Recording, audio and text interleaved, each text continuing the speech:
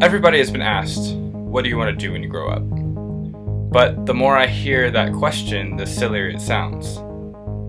Maybe it's just because I'm not a kid anymore, but every time someone asks me about my future, I wonder what it is they want to hear. Parents, grandparents, mentors, each of them want to know how I plan to change the world, but for years I haven't known how to answer them. I've always liked movies. Movies about challenges, hopes, and heroes. These stories, they fill me up and make me excited. It was only when I discovered the story God was telling through my life that I figured out how to answer that question, what do you want to do when you grow up? When I was a first grader, there was a kid in my class named Nathan. He was angry much of the time and no one really wanted to hang out with him, which made me sad, so I decided that I would be his friend.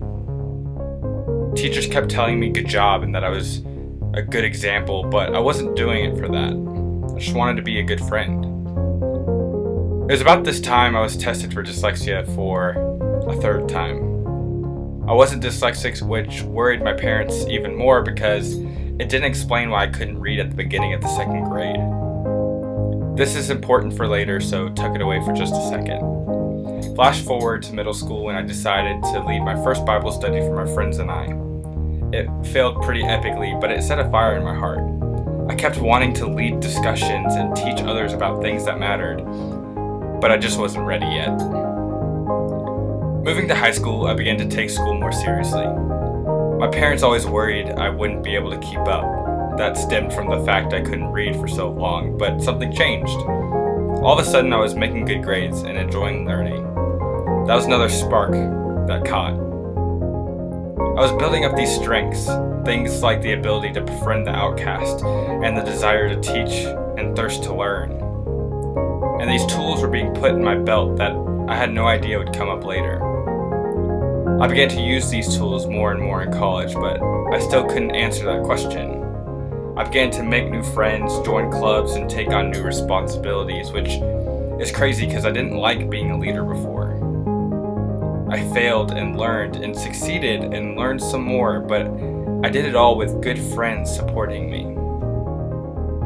I began to volunteer with kids and teens and found my passion for being around young minds.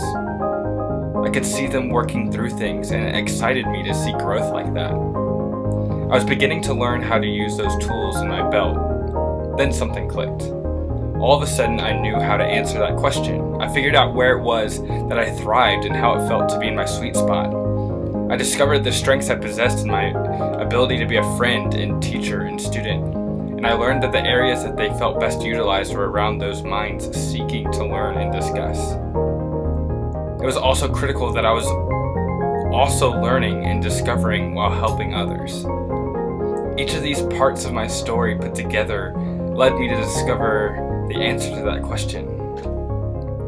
I want to use education both as a student and teacher to help others become better people. That is what I want to do when I grow up.